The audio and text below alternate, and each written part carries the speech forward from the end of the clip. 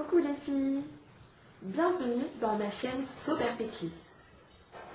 Nous allons vous proposer 5 maquillages adaptés à votre morphologie du visage, avec des différents profils, donc j'espère que ça va vous plaire.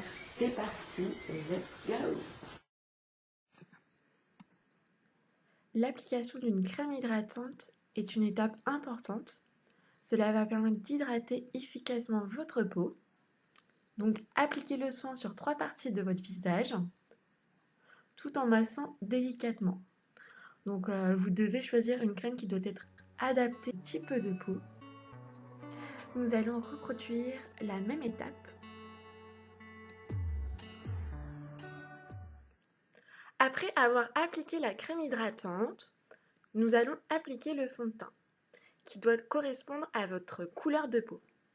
On va l'appliquer à l'aide d'un pinceau en tapotant sur les zones d'imperfection et on va appliquer une fine couche de fond de teint sur l'ensemble de votre visage en posant la matière au centre et on l'étire. Donc le fond de teint est la base d'un maquillage réussi. À l'aide d'un beauty blender, cela va permettre de réaliser un teint naturel. Donc on l'utilise avec un fond de teint fluide. Vous allez tapoter jusqu'à ce que la matière disparaisse.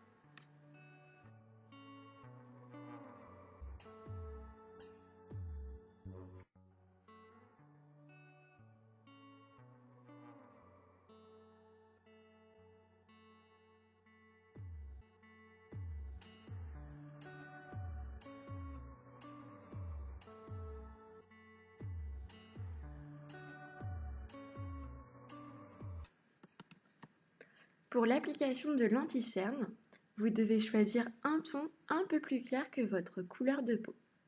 Donc, si vous avez des cernes marron foncé, optez pour un anti-cerne orangé. Nous allons appliquer son anti-cerne de manière plus travaillée, en forme de triangle. On applique le produit sur toute la pommette et sous l'œil. Cette technique va permettre de lifter son regard.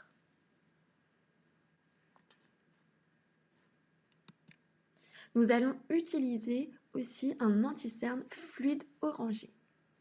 Nous allons l'appliquer de manière naturelle à l'aide d'un pinceau en insistant sur les endroits plus colorés. Nous allons tapoter et l'étirer pour fondre la matière.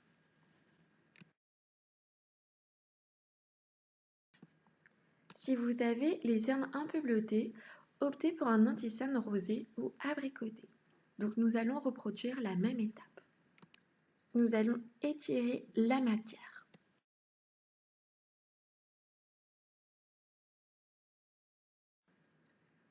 Si vous avez les cernes un peu mauves, optez pour un anti-cerne jaune et beige.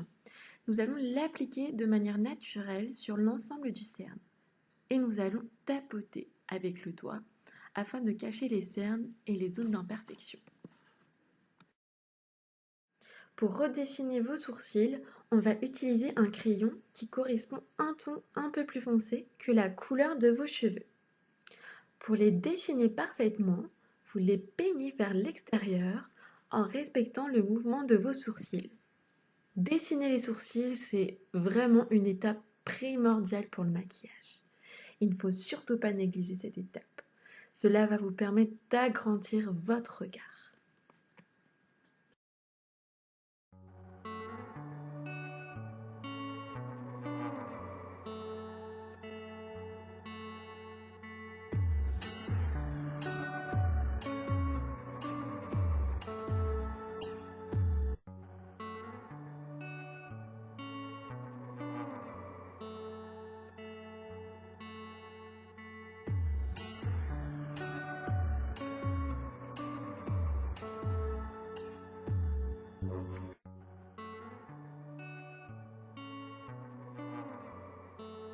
Pour appliquer le fard à paupières adapté à la couleur de vos yeux, j'ai choisi la palette NQ3, une couleur cuivrée.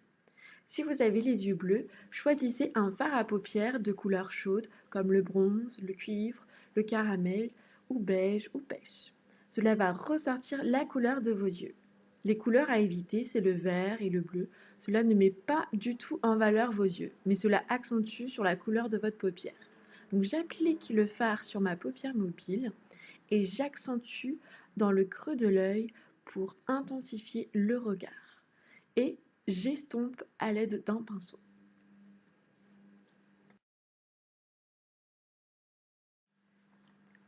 Si vous avez les yeux marrons avec la peau foncée, il faut plutôt privilégier des couleurs froides telles que le vert ou le bleu.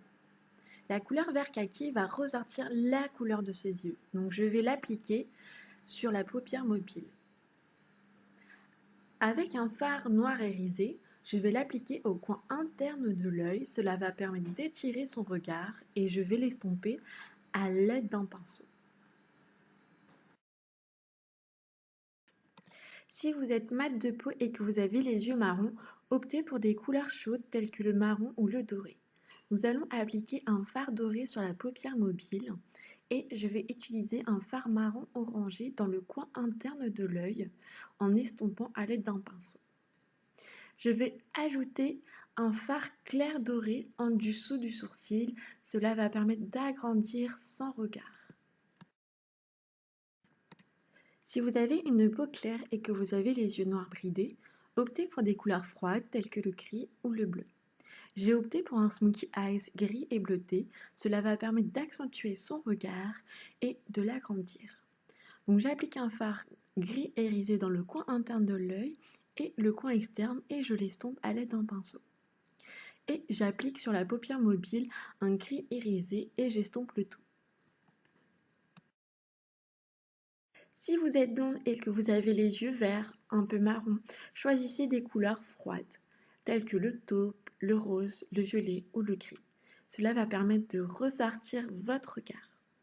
Donc nous allons prendre une couleur taupe en l'appliquant sur l'ensemble de la paupière mobile. Nous allons aussi utiliser un autre fard un peu plus foncé en l'appliquant sur les ras des cils en un seul trait pour accentuer son regard.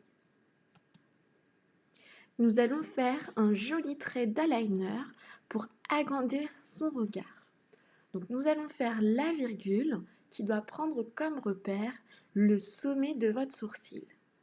Dans le bord externe de l'œil, on trace dans le prolongement de la ligne des cils inférieurs pour une inclinaison parfaite.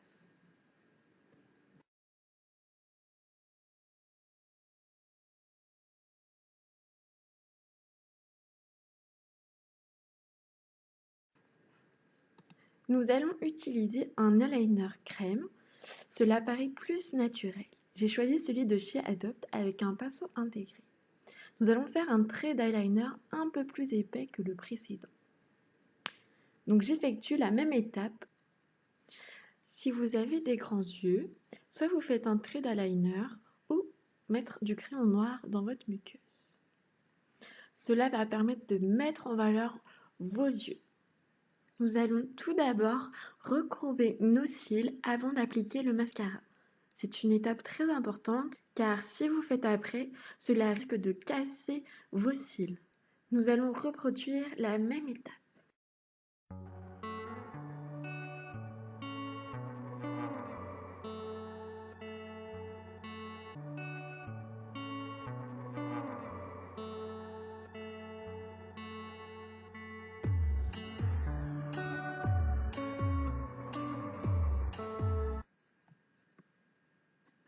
Nous allons appliquer légèrement un rouge à lèvres rose mat et nous allons tapoter afin d'avoir un effet plus naturel.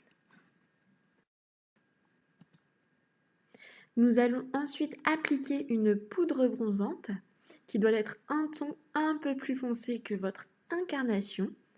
Cela va vous permettre de donner un effet bonne mine. Et ensuite, nous allons mettre un highlighter au-dessus des pommettes et sur le nez pour illuminer le teint. Le pinceau Kabuki est un élément indispensable, cela va permettre de matifier et unifier le teint. Si vous avez une tête ronde, utilisez une poudre bronzante, cela va permettre d'amincir votre visage. Si vous avez des lèvres fines, il faut privilégier un crayon à lèvres de la même couleur que votre rouge à lèvres. Donc j'applique le rouge à lèvres rose mat. Cela va permettre de donner effet bonne mine. Nous allons reproduire la même étape avec la poudre bronzante. On unifie tout ça à l'aide d'un pinceau kabuki. Nous allons utiliser un rouge à lèvres rose mauve mat. Cela va permettre d'égayer le visage. Nous allons utiliser un fard à joues rose mat pour donner un effet bonne mine. On unifie tout ça, on va mettre un rouge à lèvres rosé mat. On applique la poudre bronzante et on met un rouge à lèvres rouge vif.